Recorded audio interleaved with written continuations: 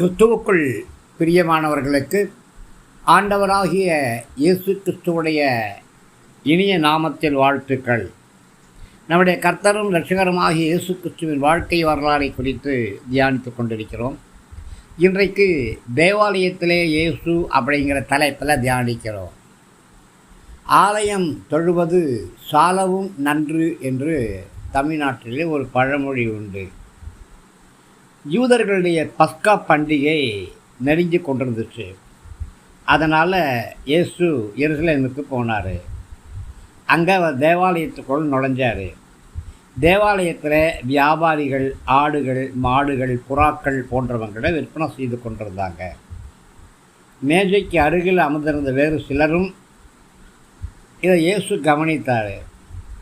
அவங்க பொதுமக்களுடைய பணத்தை பண்டமாற்று செய்து கொண்டிருந்தாங்க. இயேசு கயிறுகளால் ஒரு சவுக்கை உண்டாக்கினார்.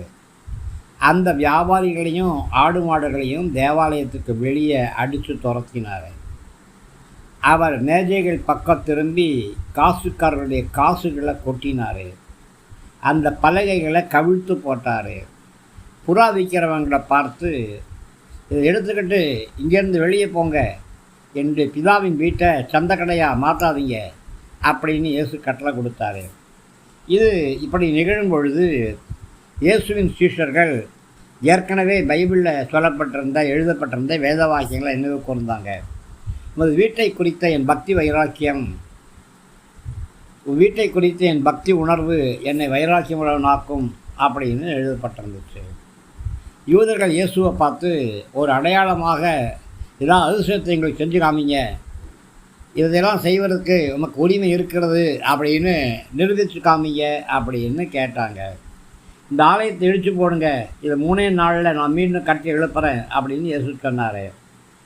அதுக்கு யூதர்கள், மக்கள் 46 வருஷம் பாடுபட்டு இந்த ஆலயத்தை கட்டி முடித்தாங்க, உங்களால் 3 நாளில் இதை கட்டி முடிக்க முடியும்னு எப்படி உண்மையாக சொல்கிறீங்க அப்படின்னு கேட்டாங்க. ஆனால் இயேசு ஆலயம் அப்படின்னு சொன்னது தன்னுடைய சரீரத்தை குறித்து. இயேசு மரித்து அடக்கம் பண்ணப்பட்டு 3ஆவது நாளில் உயிரோடு எழுந்த போது சீஷர்கள் நினைவு கூர்ந்தாங்க.